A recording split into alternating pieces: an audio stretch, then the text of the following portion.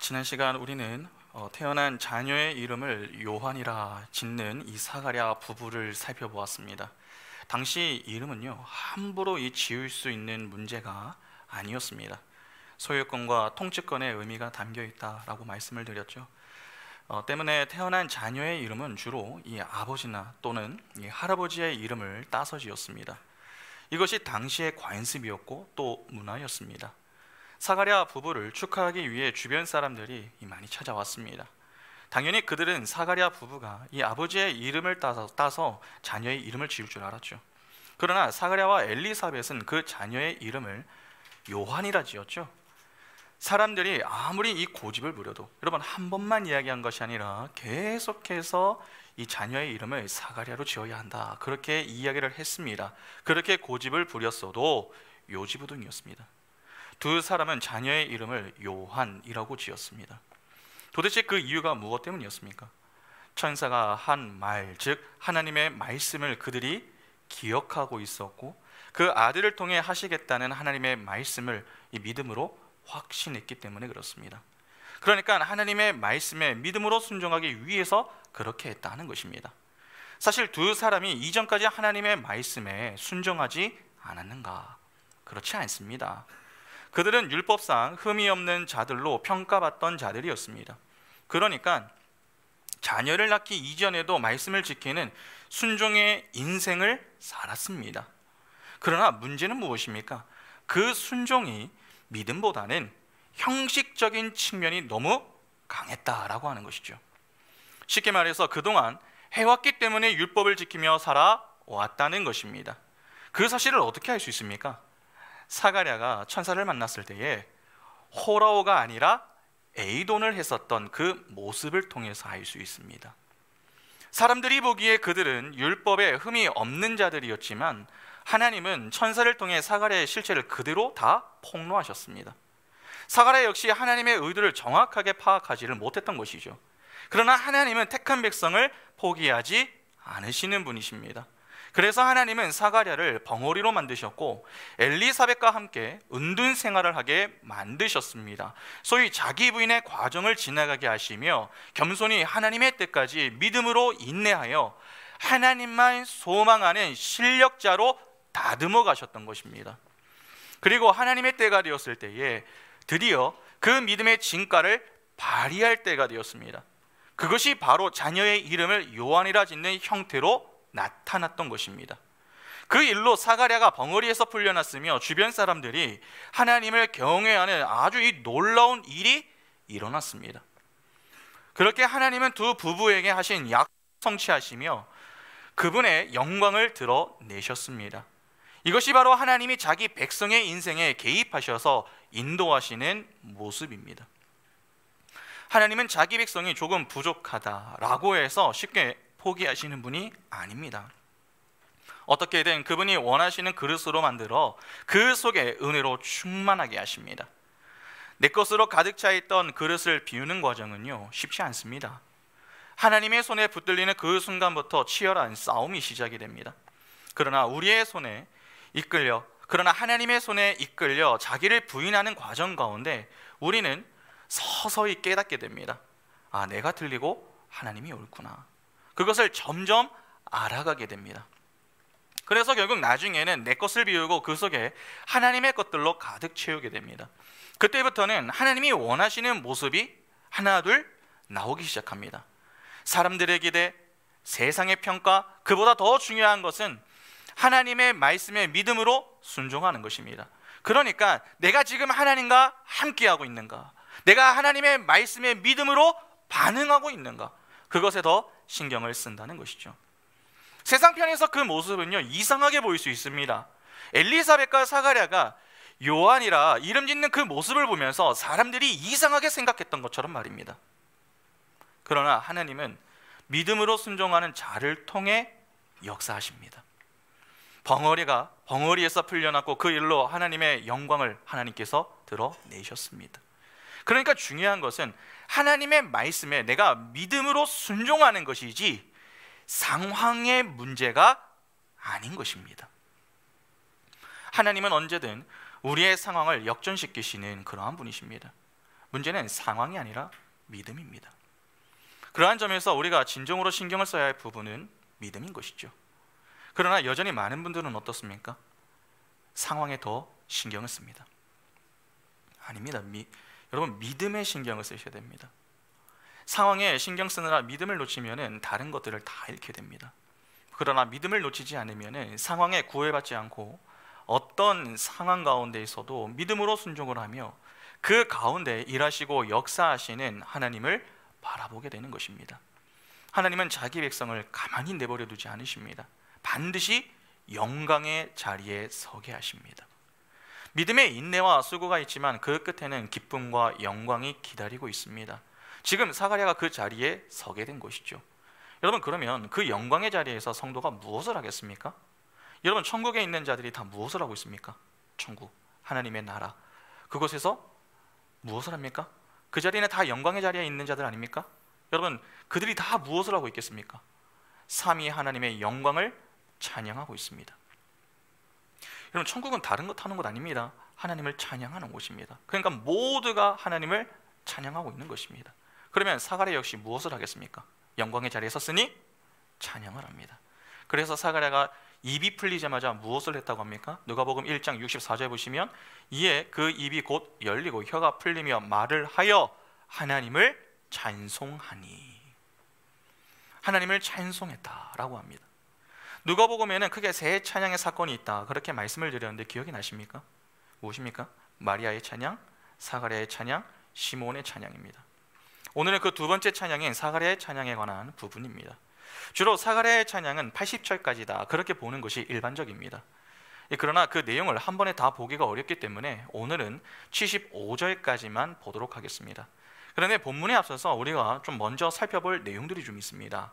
먼저 67절 한번 보시겠습니까? 67절 보시면은 그 붙인 사가랴가 성령의 충만함을 받아 예언하여 이르되, 여기 보면은 예언하여 이르되라고 하는 어구가 나옵니다.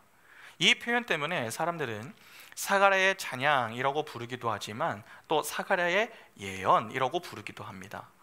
여러분, 성경에는 예언이라고 하는 말이 상당히 많이 나오지 않습니까? 예언. 성경에서 교훈하는 예언이라고 하는 것이 무엇입니까? 주로 사람들은 미래의 일을 예고하는 정도로 이해를 하는 경향이 많습니다. 그러니까 하나님이 장차 일어날 일을 미리 알려주시는 것이 예언이다, 그렇게 보는 것이죠. 그러나 예언은 단지 미래의 일을 예고하는 차원이 아니라 하나님이 장차 일으키겠다라고 하고, 그러니까 계획하시고 작정하시고 목적하신 것을 자기 백성에게 계시하시는 것을 의미합니다. 고린도전서 13장 1절부터 3절을 보시면 이렇게 말씀합니다. 내가 사람의 방언과 천사의 말을 할지라도 사랑이 없으면 소리나는 구리와 울리는 꽹과리가 되고, 내가 예언하는 능력이 있어 모든 비밀과 모든 지식을 알고 또 산을 옮길 만한 모든 믿음이 있을지라도 사랑이 없으면 내가 아무것도 아니요, 내가 내게 있는 모든 것으로 구제하고 또 내 몸을 불사르게 내줄지라도 사랑이 없으면 내게 아무 유익이 없느니라. 자, 여기 보면은 지금 예언이라고 하는 단어가 나옵니다.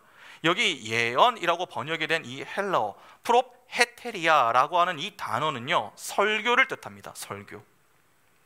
오늘 67절은 그 명사형이 동사형으로 사용이 된 것입니다. 여러분, 구약시대에 하나님의 계시를 받아서 그 계시를 전했던 자들이 누구였습니까? 선지자, 예언자죠. 여러분, 여기서 예언자의 예는 미리 예자가 아닙니다. 맡길 예자입니다. 그러니까 성경이 말하는 예언은 미래의 일을 예견한다라고 하는 뜻보다는 하나님의 말씀을 받아 전한다라고 하는 의미가 강한 것이죠.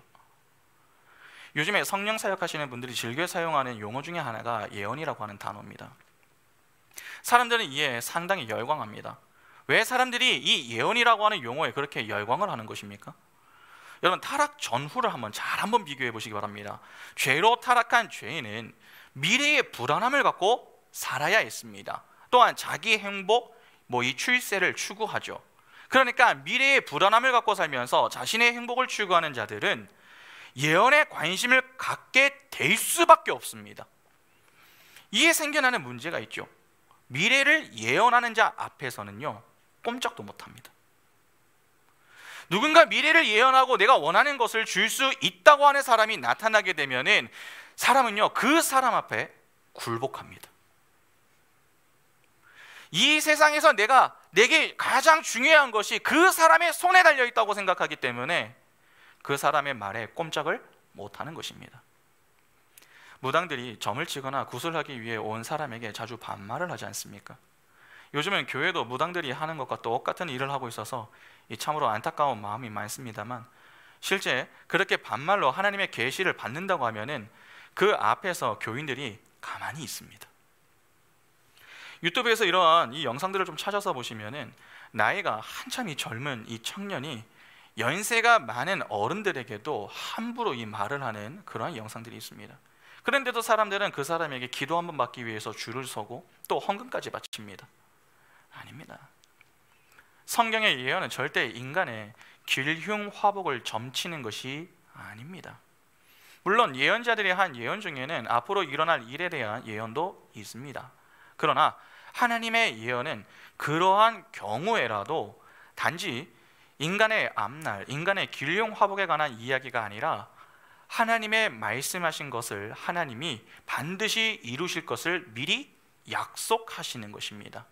창세기 15장 12절부터 17절 보시면은 해질 때에 아브라함에게 깊은 잠이 임하고 큰 흑암과 두려움이 그에게 임하였더니 여호와께서 아브라함에게 이르시되 너는 반드시 알라 내 자손이 이방에서 객이 되어 그들을 섬기겠고 그들은 400년 동안 내 자손을 괴롭히리니 그들이 섬기는 나라를 내가 징벌할지며 그 후에 내 자손이 큰 재물을 이끌고 나오리라. 너는 장수하다가 평안히 조상에게로 돌아가 장사될 것이요 내 자손은 4대 만에 이 땅으로 돌아오리니 이는 아모리 족속의 제약이 아직 가득 차지 아니함이니라 하시더니 해가 져서 어두울 때에 연기나는 화로가 보이며 타는 횃불이 쪼갠 고기 사이로 지나가더라.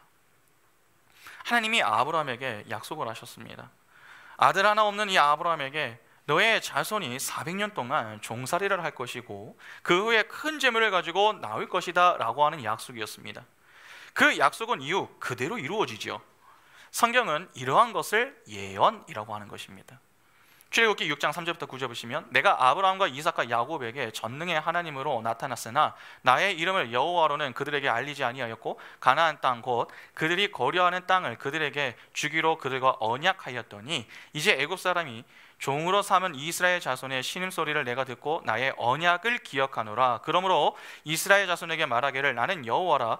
내가 애굽 사람의 무거운 짐 밑에서 너희를 빼내며 그들의 노역에서 너희를 건지며 편팔과 여러 큰 심판들로서 너희를 속량하여 너희를 내 백성으로 삼고 나는 너희의 하나님이 되리니 나는 애굽 사람의 무거운 짐 밑에서 너희를 빼낸 너희의 하나님 여호와인 줄 너희가 알지라. 내가 아브라함과 이삭과 야곱에게 주기로 맹세한 땅으로 너희를 인도하고 그 땅을 너희에게 주어 기업을 삼게 하리라. 나는 여호와라 하셨다 하라. 모세가 이와 같이 이스라엘 자손에게 전하나 그들이 마음의 상황과 가혹한 노역으로 말미암아 모세의 말을 듣지 아니하였더라.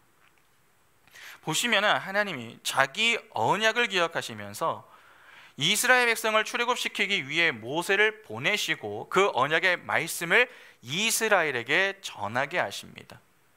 그런데 이스라엘이 그 모세가 전한 하나님의 말씀을 듣지를 않았습니다. 하나님의 언약을 믿지 않은 것이죠. 그러면 평생 종살이하게 내버려 두어야 하는 거 아닙니까? 그런데 그들은 결국 출애굽을 합니다. 왜 그들이 출애굽을 하게 된 것입니까? 하나님의 언약 때문입니다. 이렇게 성경에 등장하는 예언은 반드시 성취라는 결과를 품고 있습니다. 신명기 18장 15절부터 22절 보시면 내 하나님 여호와께서 너희 가운데 내 형제 중에서 너를 위하여 나와 같은 선지자 하나를 일으키시리니 너희는 그의 말을 들을지니라. 이것이 곧 내가 총회의 날에 호렙산에서 내 하나님 여호와께서 구한 것이라. 곧 내가 말하기를 내가 다시는 내 하나님 여호와의 음성을 듣지 않게 하시고 다시는 이 큰 불을 보지 않게 하소서. 두렵건대 내가 죽을까 하나이다 하매 여호와께서 내게 이르시되 그들의 말이 옳도다. 내가 그들의 형제 중에서 너와 같은 선지자 하나를 그들을 위하여 일으키고 내 말을 그 입에 두리니 내가 그에게 명령하는 것을 그가 무리에게 다 말하리라.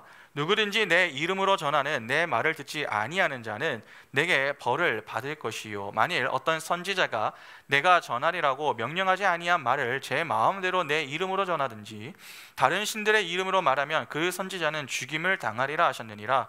내가 마음속으로 이르기를 그 말이 여호와께서 이르신 말씀인지 우리가 어떻게 알리요 하리라. 만일 선지자가 있어 여호와의 이름으로 말한 이래 증언도 없고 성취함도 없으면 이는 여호와께서 말씀하신 것이 아니요 그 선지자가 제 마음대로 한 말이니 너는 그를 두려워하지 말지니라. 그러니까 진짜 선지자들, 진짜 예언자들의 이 예언은요, 반드시 성취가 되어야 합니다. 그리고 그 예언은 반드시 하나님의 뜻이어야 합니다. 하나님의 뜻이 아닌 상태로 하는 모든 예언은 다 가짜입니다. 그래서 사가랴가 예언하기 이전에 무엇을 받습니까? 성령 충만을 받습니다. 성령 충만해지는 것이죠. 하나님의 은혜가 그에게 먼저 임합니다. 그런데 성령 충만한 자는 반드시 어느 자리로 향한다고 제가 말씀을 드렸습니까? 누누이 말씀을 드리지만 말씀의 자리입니다. 말씀의 자리는 하나님의 뜻을 헤아릴 수 있는 자리입니다. 그러면 그가 하는 예언은 무엇입니까? 하나님의 뜻입니다. 하나님이 앞으로 일으키시겠다고 목적하시는 바를 계시하는 것입니다. 그러니까 하나님은 사가랴를 통해 그분이 이루실 일에 대한 이야기를 하는 것이지 그냥 미래의 일을 예고하는 것이 아닙니다. 이는 문맥적으로도 의미가 있습니다. 하나님이 사가랴를 통해서 그분이 하실 계획과 목적을 계시하셨습니다. 그리고 2장으로 넘어가면 여러분 무슨 내용이 나옵니까? 그 계획을 성취하실 예수의 탄생 기사가 나옵니다. 이는 하나님의 말씀이 성취되는 장면이며 하나님은 하신 약속을 지키시는 신실하신 분이심을 보여주는 내용이 되는 것이죠. 그런 점에서 사가랴의 예언은 성취라는 결과를 이미 품고 있는 것이나 다름이 없습니다. 그러니까 사가랴의 예언은 하나님의 뜻이 담겨 있는 것이며 우리는 그의 예언을 통해서 하나님의 작정과 목적을 엿볼 수 있는 것입니다. 그리고 68절 한번 보시면은 찬송하리로다 주 이스라엘의 하나님이여 그 백성을 돌보사 속량하시며. 본절을 보면은 사가랴가 찬송한다 그렇게 고백을 하죠. 그런데 전에 마리아는 똑같은 상황에서 어떻게 고백을 했습니까? 46절 보시면 마리아가 이르되 내 영혼이 주를 찬양하며. 찬양한다 라고 고백합니다. 마리아는 찬양한다 라고 고백을 하고 사가랴는 찬송한다 라고 고백을 합니다.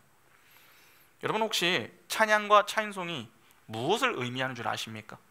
찬양과 찬송. 오늘 우리 역시 찬양한다 또는 찬송한다 라고 하는 말을 자주 섞어서 사용을 하지 않습니까? 찬양과 찬송은 같은 의미입니까? 같은 거 아니냐고요? 찬양은요 길일 창과 오를 양입니다. 그러니까 아름답고 훌륭함을 크게 기리고 드러낸다라고 하는 것으로 하나님을 높이고 영광을 돌리는 모든 행위가 다 찬양이 됩니다. 여기에는 다양한 방법들이 있습니다. 시편 108편 1절 보시면 하나님이여 내 마음을 정하였사오니 내가 노래하며 나의 마음을 다하여 찬양하리로다. 마음을 다하는 것이 있습니다.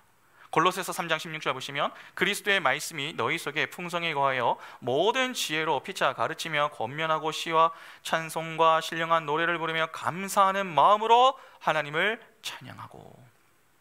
감사한 마음이 있습니다.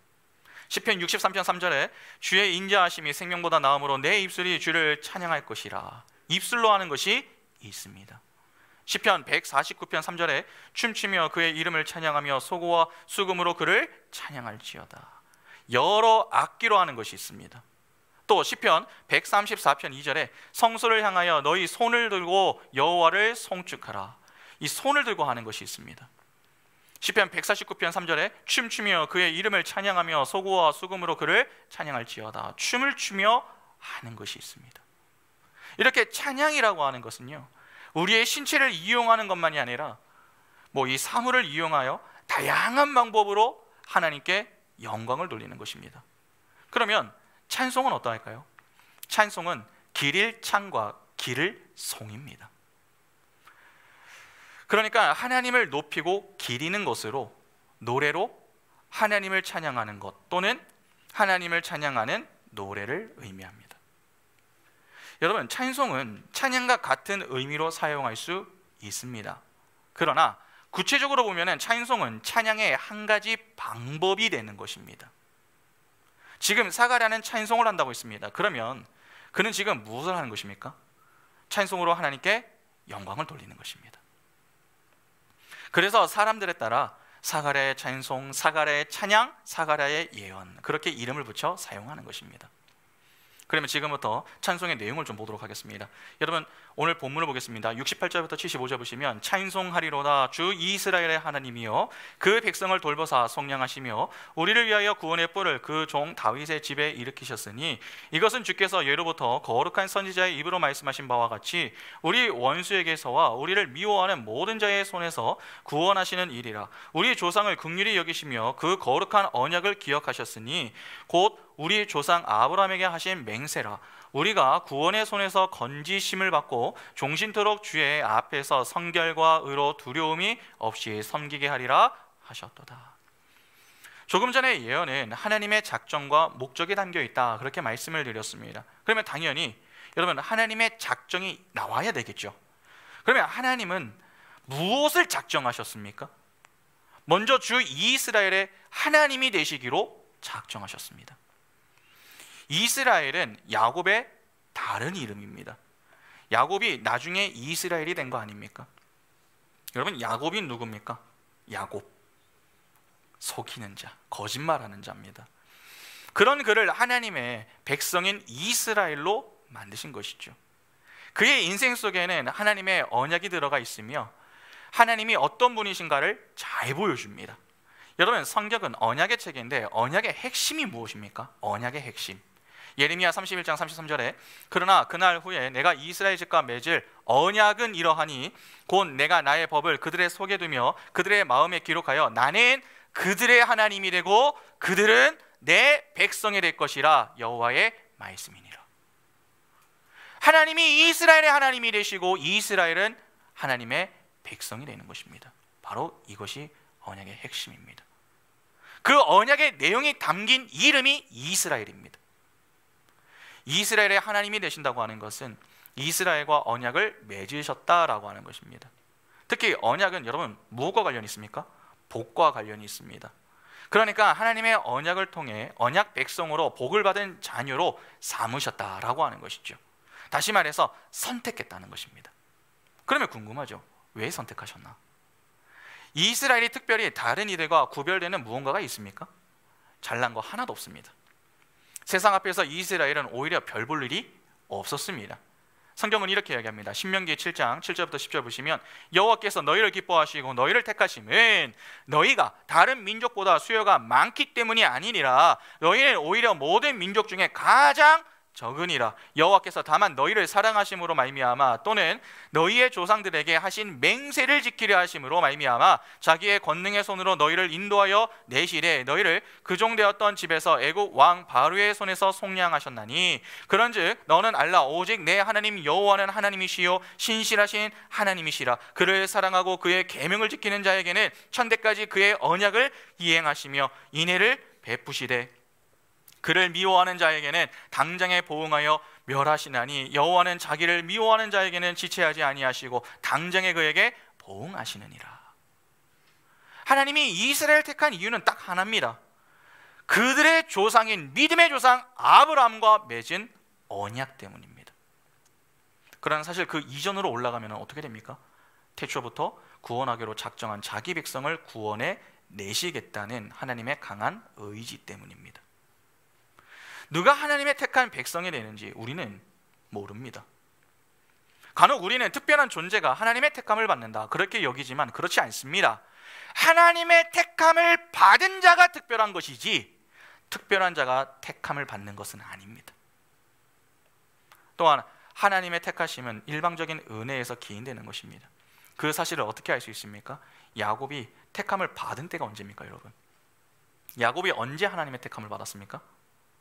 창세기 25장 21절과 23절 보시면 그 아들들이 그의 태 속에서 서로 싸우는지라 그가 이르되 이럴 경우에는 내가 어찌할꼬 하고 가서 여호와께 묻자오는데 여호와께서 그에게 이르시되 두 국민이 내 태중에 있구나 두 민족이 내 복 중에서부터 나누이리라. 이 족속이 저 족속보다 강하겠고 큰 자가 어린 자를 섬기리라 하셨더라. 야곱이 태어나기 이전부터 그는 이미 하나님의 택함을 받았습니다. 여러분, 예레미야도 똑같습니다. 한번 볼까요? 예레미야 1장 5절 보시면 내가 너를 모태에 짓기 전에 너를 알았고 내가 배에서 나오기 전에 너를 성별하였고 너를 여러 나라의 선지자로 세웠노라 하시기로. 언제입니까?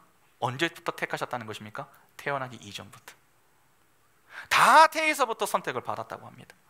무슨 말입니까? 존재하기 전부터 이미 하나님은 그들을 다 선택해 놓으셨다는 것입니다. 다 하나님의 예정과 작정 속에 있었습니다. 태에서 야곱과 예레미야가 무엇을 하여 하나님의 택함을 받습니까? 하나님의 은혜로 택함을 받은 것입니다. 하나님의 백성은 다 그렇게 하나님의 은혜를 받아서 하나님 안에서 살아갈 수 있게 되는 것입니다. 존귀하신 하나님이 친히 이스라엘의 하나님이 되어주셨습니다. 이스라엘을 택하신 것이죠. 그런데 그 택하신 이스라엘의 무엇이 되셨습니까? 주가 되셨습니다. 이스라엘의 주인이 되었다는 것입니다. 다시 말해서 왕이 되었다는 것이죠. 왕은 백성을 다스리고 보호합니다. 백성을 책임지고 안전한 곳으로 인도하죠. 그래서 그 뒤에 나오는 내용이 무엇입니까? 백성을 돌보사 속량하시며.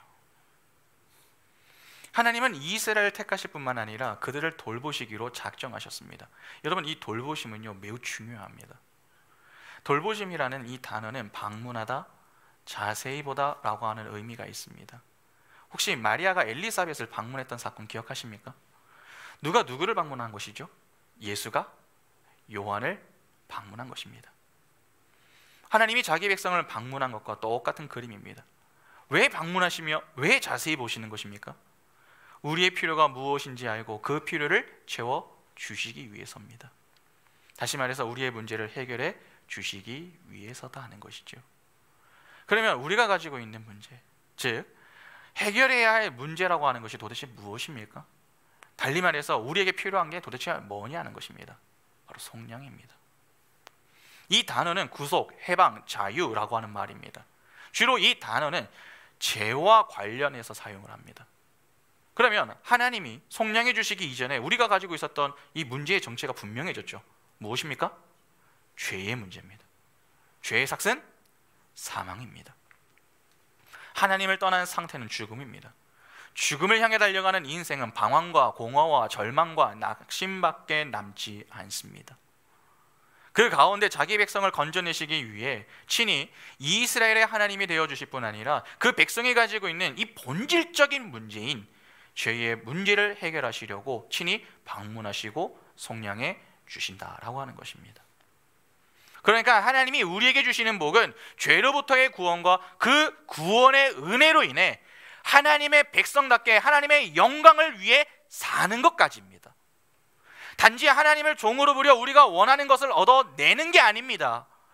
하나님이 우리의 하나님이 되어주시고 우리 인생에 개입하셔서 하시는 일은 전부 죄와 관련이 있습니다.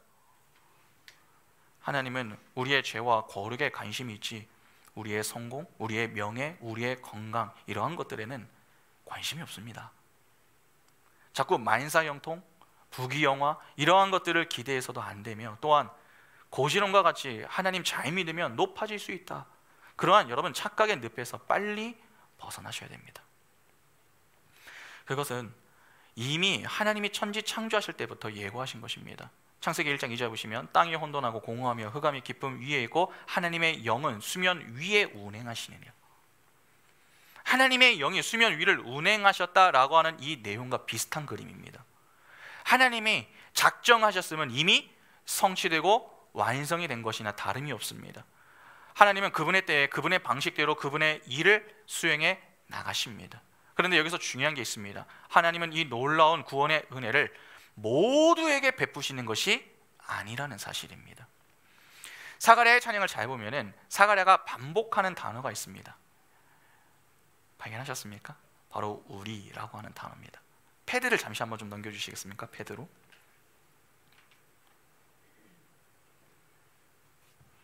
보이십니까?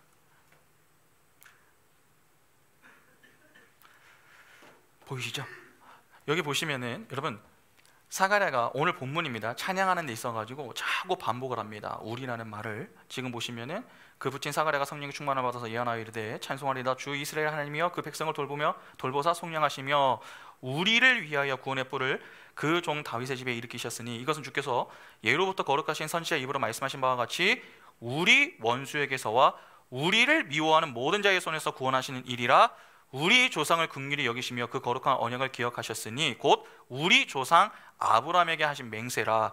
우리가 원수의 손에서 건지심을 받고 종신토록 주의 앞에서 성결과 의로 두려움이 없이 섬기게 하리라 하셨도다. 지금 무엇을 자꾸 반복합니까? 우리. 자꾸 우리라고 하는 말을 반복합니다. 여러분 우리는 가끔 혼동합니다. 하나님은 사랑이시기 때문에 모든 자들 다 구원하신다라고 말이죠. 요한복음 3장 16절 보시면 하나님이 세상을 이처럼 사랑하사 독생자를 주셨으니 이는 그를 믿는 자마다 멸망하지 않고 영생을 얻게 하려 하심이라. 자, 여기에 세상이 나오죠. 세상을 이처럼 사랑하사. 여기에 나오는 세상을 모든 자들을 다 포함하는 말로 해석을 하는 것입니다. 하나님은 사랑이시기 때문에 모든 자를 다 구원하신다. 그러나 여러분 하나님의 관심은 모든 자들이 아니라 태초부터 구원하기로 작정된 소수의 무리에 있습니다. 택한 자들에게만 관심을 두시고 그들만 구원해 내시는 것입니다. 그러니까 모든 자들이 아닙니다. 만일 모두를 구원하실 것이면 굳이 이스라엘만 택하실 이유는 무엇입니까? 그러실 이유가 없습니다. 하나님은 택하신 자와 유기된 자를 구분하심으로 구원받은 자들과 그렇지 못한 자가 있음을 분명하게 보여주십니다. 그러면 왜 그렇게 구분하시는 것입니까? 유기된 자들을 통해서 구원받은 자들이 어떤 상태에서 구원을 받았는지 그 첫 자리를 확인시키며 하나님을 떠나 사는 인생의 마지막이 얼마나 이 비참한가 하는 것을 깨닫게 하기 위한 목적 때문입니다. 그러니까 하나님의 언약 안에서 구원을 받은 자로 사는 것이 얼마나 복된 것인가 라고 하는 것을 깨달으며 다시는 하나님과 원수된 자리로 향하지 않도록 하기 위해 그렇게 하시는 것입니다. 그러니까 세상 사람들 역시 우리를 위해 존재하는 것이고 우리의 교육용으로 하나님이 사용하시는 도구입니다. 하나님은 모든 만물을 그분의 교육의 도구로 사용하여서 자기 백성을 가르치십니다. 그렇게 자꾸 하나님은 성도와 교회를 설복해 나가시는 것이죠. 성경은 하나님의 라인과 그렇지 않은 라인이 있음을 분명하게 강조합니다. 창세기식으로 표현하면 여자의 후손과 이 뱀의 후손이 있는 것입니다. 하나님의 라인은 언약에 근거한 것이며 구원과 관련이 있습니다. 69절을 다시 한번 보시기 바랍니다. 우리를 위하여 구원의 뿔을 그 종 다윗의 집에 일으키셨으니. 자, 여기 구원의 뿔이 나옵니다. 이는 시편 132편에 이미 예고가 되었던 내용입니다. 시편 132편 17절 보시면 내가 거기서 다윗에게 뿔이 나게 할 것이라 내가 그 기름 부음 받은 자를 위하여 등을 준비하였도다. 하나님은 구약의 때부터 반복적으로 자기 백성을 구원해 내실 것이다 라고 하는 것을 반복하여서 교훈하셨습니다. 그것이 그분의 작정이기 때문에 그렇습니다. 다윗의 집, 거룩한 선지자의 입, 아브라함과 하신 맹세, 모든 역사 속에 항상 하나님은 하나의 이 교훈을 주셨던 것입니다. 내가 반드시 내 백성을 구원해낼 것이다. 그것을 교훈하신 것입니다. 그러면 71절에 나오는 원수와 우리를 미워하는 모든 자의 손이라고 하는 것은 무엇을 의미하겠습니까? 사단의 세력, 즉 죄를 가리킵니다. 창세기 3장 15절에 내가 너로 여자와 원수가 되게 하고 내 후손도 여자의 후손과 원수가 되게 하리니 여자의 후손은 내 머리를 상하게 할 것이요 너는 그의 발꿈치를 상하게 할 것이니라 하시고, 선악과 사건은 뱀과 하와가 한편이 되어서 이 하나님과 원수가 되는 그러한 사건이죠. 그런데 하나님은 원시복음을 통해서 여자와 뱀이 원수되게 하시겠다라고 말씀하십니다. 이는 여자를 하나님 편으로 만들겠다라고 하는 말씀 아닙니까? 다시 말해서 구원하시겠다라고 하는 것입니다. 하나님과 원수되었던 자리에서 화목하게 되면은 자연스럽게 이제는 누구하고 원수가 되는 것입니까? 뱀, 즉 사단과 원수가 되는 것입니다. 그러니까 하나님은 원수되었던 그 자리에서 우리를 구원해 내실 것을 작정하셨던 것이고 사가랴가 그 내용을 지금 찬양하고 있는 것입니다. 그런데 하나님이 자기 백성을 구원해 내시는 일은 쉽지 않은 일입니다. 하나님의 백성 편에서는 하나님은 일방적인 은혜를 부어 주시는 일입니다. 하나님이 이스라엘의 하나님이 되어주실 뿐만 아니라 그 인생을 돌보시고 속량해 주십니다. 그 속에 이스라엘이 하는 것은 하나도 없습니다. 특히 여러분, 언약을 맺으셔서 모든 역사 가운데 단 한 번도 그 언약을 하나님은 잊지 않으셨습니다. 그러나 언약이란 처음은 일방이지만 나중은 쌍방으로 바뀝니다. 그러면 하나님도 최선을 다해야 하지만 동시에 누구도 최선을 다해야 됩니까? 그 언약을 맺은 이스라엘, 인간 측에서도 최선을 다해야 합니다. 인간 측에서 해야 할 것은 무엇입니까? 하나님을 믿는 것이죠. 언약에 신실하신 여호와 하나님을 믿으며 하나님이 하시는 말씀에 순종하는 것입니다. 그런데 이스라엘의 역사를 보면 어떻습니까? 언약을 지키는 쪽이 아니라 깨는 쪽에 서 있었습니다. 믿음의 조상 아브라함의 일대기가 그러 있었고, 이스라엘의 광야 생활이 그러 있습니다. 또 가나안 땅에서의 이스라엘 백성들의 삶이 그랬습니다. 또 이스라엘이라고 하는 나라가 그랬습니다. 단 한 번도 이스라엘 편에서 하나님과 맺은 언약을 지키기 위해 노력했던 적이 없습니다. 오히려 하나님은 지키시려고 하시는 그 언약을 파괴하는 쪽에서 방해와 하나님께 자꾸 실망을 드렸습니다. 언약은 쌍방이 함께 노력하지 않으면 성취가 될 수가 없습니다. 한쪽은 지키려고 하고 한쪽은 깨려고 합니다. 그러면 깨져야 정상 아닙니까? 그러나 깨지지 않았습니다. 왜냐하면 하나님이 이스라엘을 긍휼히 여겨주셨기 때문입니다. 만일 하나님의 긍휼이 이스라엘에게 임하지 않았다면 이스라엘은 이미 하나님의 심판 아래 사라졌을지도 모르는 일입니다. 이스라엘도 사실은 하나님의 심판과 지옥불의 땔감으로 던져져야 할 그러할 운명이었습니다. 그러나 그들이 그렇게 많은 불순종과 넘어짐, 반역과 배신을 했음에도 불구하고 죽지 않고 살 수 있었던 것은 그들을 향한 하나님의 긍휼 때문이었습니다. 죄에 대한 행위는 미워하셨어도 죄를 지었던 그 존재인 이스라엘만큼은 사랑하셨습니다. 그래서 하나님은 매를 들어 훈육하시며 그들을 끝까지 인도하셨죠. 절대 포기하지 않았습니다. 왜 포기하지 않으셨습니까? 언약을 기억하셨기 때문입니다. 하나님은 언약에 신실하신 분이십니다. 하나님의 언약은 깨지지 않습니다. 하나님은 실패를 모르시는 분이십니다. 또한 하나님의 언약은 거룩합니다. 왜냐하면 하나님은 거룩하신 분이시기 때문에 그렇습니다. 거룩하신 하나님이 거룩한 백성과 맺은 언약은 당연히 거룩한 언약이 되는 것 아니겠습니까? 그 거룩한 언약이 깨질 수 있겠습니까? 절대 없는 것이죠.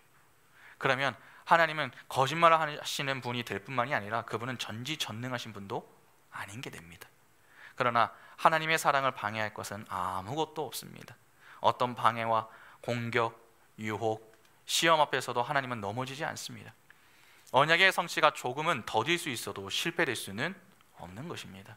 하나님은 한 번 맺은 언약을 잊지 않으십니다. 그리고 그 하신 맹세를 반드시 지키시는 분이십니다. 언약을 잊지 않으시는 그 은혜 때문에, 하신 맹세를 반드시 지키시는 그 사랑 때문에 이스라엘이 죽음에서 원수의 손에서 건짐을 받을 수 있었던 것입니다. 그런데 여러분, 사가랴의 이 찬양을 가만히 보고 있으면 좀 흥미로운 점이 있습니다. 사가랴와 엘리사벳 그리고 요한의 이름이 찬양 속에 다 등장합니다. 세 사람의 이름의 뜻 기억하십니까? 사가랴, 하나님이 기억하신다. 엘리사벳, 하신 맹세를 지키신다. 요한, 여호와는 은혜가 깊으시다 하는 것이죠.